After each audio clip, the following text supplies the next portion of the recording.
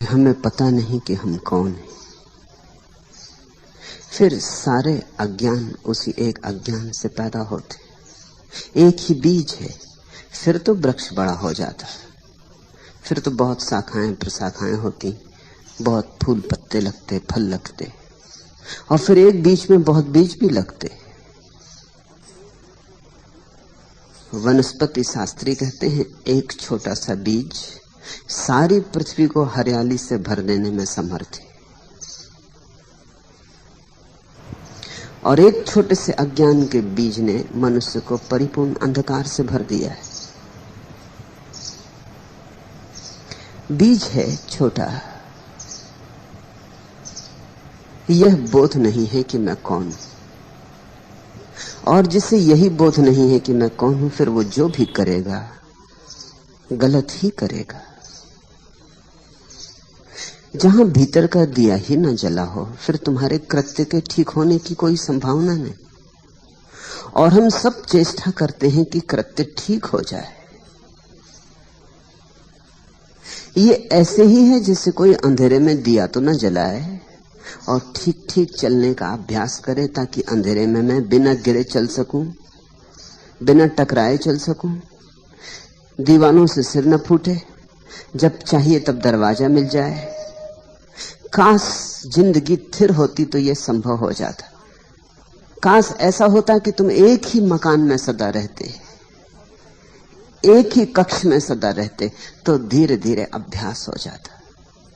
धीरे धीरे तुम जानने लगते बिना दिए के जलाए द्वार कहाँ है, दीवार कहाँ है। जानने लगते टेबल कहाँ रखी, कुर्सी कहाँ रखी। जानने लगते किस दिशा में जाएं, किस दिशा में ना जाएं। तो दिए की भी जरूरत न थी। लेकिन जिंदगी रोज बदल जाती, ये अड़चन है। ये जिंदगी का मकान परिवर्तनशील है। यहां एक क्षण को भी कुछ स्थिर नहीं है। यहां सब धारा है, यहां सब बह रहा है, यहां सब बदल रहा है। इसलिए कल तुमने जो तय किया था वो आज काम नहीं आता। आज जो तुम अनुभव करोगे वो कल काम में नहीं आएगा। दिया तो जलाना ही होगा। ये जिंदगी के सरित प्रवाह में केवल अभ्यास कर लेने से कृत्यों का कोई परिणाम होने वाला नहीं है, बल्कि खतरा होता है। ऐसा सोचो कि कमरा रोज बदल जाता हो, रात तुम सोए कमरा घूम जाता हो, जहां दरवाजा था दीवार आ जाती हो, जहां दीवार हो दरवाजा आ जाता हो। कल तुमने अभ्यास कर लिया था, निश्चिंत होकर सोए थे कि अब तो सब पता हो गया, अब दोबारा सिर न टकराएगा, अब चोट न खाऊंगा, अब तो जब निकलना होगा बाहर तो निकल जाऊंगा, अब तो मैं जानता हूं। कल तुम निश्चिंत होकर सो गए थे, लेकिन रात सारा मकान बदल गया।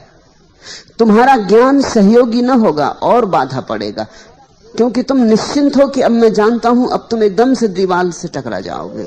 वहां कल दरवाजा था, आज वहां दरवाजा नहीं। इसलिए जिसको हम तथाकथित अनुभवी आदमी कहते हैं वो और भी गड्ढों में गिरता है। बच्चे तो थोड़ा संभल के भी चले, अनुभवी संभल के नहीं चलता, क्योंकि अनुभवी को ख्याल है कि मैं तो जानता ही हूं। जानना तो सिर्फ एक है जगत में कि मैं कौन हूं, उससे ही भीतर का दिया जलता है और तुम्हारा सारा जीवन, तुम्हारे सारे कृत्य रोशन हो जाते। और दिया फिर ऐसा है कि मकान बदलता रहे बदलता रहे। जब दिया जल रहा है तो द्वार जहां होगा दिखाई पड़ जाए। यही नीति और धर्म का भेद है। नीति सिखाती है क्या करो, नीति अभ्यास करवाती है शुभ का, शिव का। बुरा छोड़ो, बुरे की आदत न डालो, भले की आदत डालो। नीति आचरण को बदलवाती है और अंतस अंधेरे से ही भरा रहता है। तो आचरण तो अच्छा भी हो जाता है तो भी क्या परिणाम होता है। बुरे आदमी उन्हीं गड्ढों में तड़फ रहे हैं जिनमें भले आदमी तरफ रहे हैं। कोई फर्क नहीं। जब मैं ये कहता हूं तुम थोड़े चौंकोगे, तुम कहोगे बुरे आदमी कारागृह में बंद हैं और भले आदमी अपने महलों में बैठे हैं। फर्क क्यों नहीं? ऊपर से जरूर फर्क है, उनके गड्ढे ऊपर से अलग दिखाई पड़ते हैं, लेकिन अगर गहरे में देखोगे तो अहंकार का एक ही गड्ढा है। उसमें कारागृह में बंद आदमी भी तड़फ रहा है, उसमें मंदिर में बैठा हुआ पूजा करने वाला आदमी भी तड़फ रहा है। गड्ढा एक है, अहंकार का गड्ढा है, गड्ढा एक है। क्योंकि अंधेरा एक है। न तो बुरा आदमी जागा है, जाग जाता तो बुरा क्यों होता। और ये वचन भी मुझे तुमसे कहने दो कि न भला आदमी जागा है, अगर जाग जाता तो भला क्यों होता। तुम थोड़े चौंकोगे, क्योंकि जागा हुआ आदमी न बुरा होता न भला होता। जागा हुआ आदमी तो बस जागा होता है। जागरण भलाई के उतने ही ऊपर है जितने बुराई के। जागा हुआ आदमी न तो दुर्जन होता न सज्जन होता। जागा हुआ आदमी बुद्ध होता, प्रबुद्ध होता। बुद्ध से किसी ने पूछा है आप कौन हैं, देखकर उनके अप्रतिम सौंदर्य को लगता है जैसे कोई देव पुरुष उतर आया है इंद्रासन से पृथ्वी पर। तो पूछा है पूछने वाले ने, आप कौन हैं, क्या आप देवता हैं? इस वन स्थली में, इस एकांत निर्जन में, इस बट वृक्ष के नीचे बैठे, क्या आप स्वर्ग से उतरे कोई देवता हैं? आपके सौंदर्य को देखकर ऐसा लगता है इस पृथ्वी के नहीं, पार्थिव नहीं है ये सौंदर्य। आप देवता हैं? बुद्ध ने आंख खोली और कहा नहीं, मैं देवता नहीं। उस आदमी ने पूछा तो फिर आप किन्नर हैं? देवताओं की थोड़ी नीची कोठी, जो दरबार में देवताओं के संगीतज्ञ हैं, आप वे हैं? बुद्ध ने कहा नहीं, वह भी नहीं। तो पूछा उस आदमी ने, आप चक्रवर्ती सम्राट हैं, इस पृथ्वी के सबसे बड़े राजा हैं? बुद्ध ने कहा नहीं, वह भी नहीं। तो आप कौन हैं? मनुष्य तो होंगे कम से कम, उस आदमी ने पूछा। और बुद्ध ने कहा कि नहीं, मनुष्य भी नहीं। तब तो वो आदमी जरूर अवाक रह गया होगा कि आदमी होश में है या बेहोश, पागल है। देवता नहीं चलो न सही, चक्रवर्ती सम्राट न सही, न सही, मगर कम से कम मनुष्य, इसको भी इंकार करते हो? तो उस आदमी ने पूछा फिर आप कौन हैं? बुद्ध ने कहा मैं बुद्ध, मैं जागा हुआ। और जागा हुआ सिर्फ जागा हुआ होता है, उसकी और कोई सीमा नहीं होती, उसकी और कोई परिभाषा नहीं होती। भीतर का दिया जल जाता है तो तुम रोशन हो जाते, तुम जागे हुए हो जाते। जागे हुए से बुराई तो होती ही नहीं, हो ही नहीं सकती। और जागे हुए को ऐसा बोध कैसे हो कि मुझसे भलाई होती? जिससे बुराई होनी बंद हो गई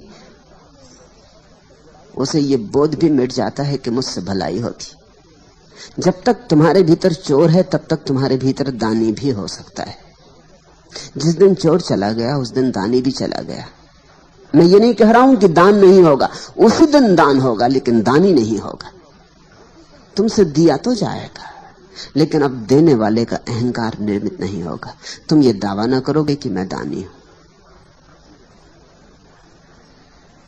तुमसे हिंसा तो नहीं होगी, अहिंसा भी नहीं रह जाएगी।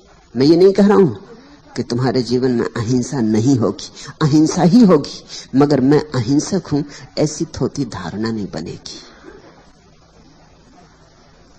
जिस दिन बीमारी चली जाती है उसी दिन स्वास्थ्य का भी विस्मरण हो जाता है। तुमने देखा या नहीं, सोचा या नहीं? सिर में दर्द होता है तो सिर की याद आती है, सिर में दर्द नहीं रह जाता तो सिर की कौन याद करता है? तुम जगत में ऐसा शोरगुल थोड़ी मचाते फिरते हो कि आज मेरे सिर में दर्द नहीं, कि आज मेरा सिर बिना दर्द के है। तो लोग हंसेंगे, लोग कहेंगे तो जरूर दर्द है, अन्यथा कौन बात करता है सिर की? जब दर्द चला गया तो सिर भी चला गया। दर्द में ही बोध होता, दर्द में ही चोट लगती, दर्द में ही कांटा गड़ता। जब बीमारी नहीं रह जाती तो स्वास्थ्य भी नहीं रह जाता। तुम देखो, स्वास्थ्य की चर्चा बीमार लोग ही करते। जो आदमी जितने स्वास्थ्य की चर्चा करे समझना उतना ही बीमार है। बीमार आदमी प्राकृतिक चिकित्सा की किताबें पढ़ते हैं और स्वास्थ्य के संबंध में बड़े जानकार हो जाते। बीमार आदमी स्वास्थ्य की खोज में लगे रहते हैं कि स्वास्थ्य क्या है, कैसे बनाना, कैसे नहीं बनाना, स्वास्थ्य का अर्थ क्या है। स्वास्थ्य नहीं है, इसलिए स्वास्थ्य क्या है इसकी खोज है। बीमारी ना हो तो बीमारी की छाया, वो जो स्वास्थ्य का विचार था वो भी खो जाएगा। परम स्वस्थ आदमी का लक्षण होता है कि उसे अपने शरीर का पता ही नहीं होता। विदेह अवस्था है परम स्वास्थ्य। उसे पता ही नहीं होता कि शरीर है। तुम्हें पता है पैर का, जब तक पैर सो नहीं गया तब तक पता नहीं चलेगा। जब पैर सो जाएगा और झुनझुनी चढ़ेगी तब पता चलेगा। पैर में कांटा लगेगा तो पैर का पता चलेगा, सिर में दर्द होगा तो सिर का पता चलेगा। संस्कृत में दुख और ज्ञान के लिए एक ही शब्द है, वेदना। वेद का अर्थ ज्ञान होता है, विद का अर्थ जानने वाला होता है।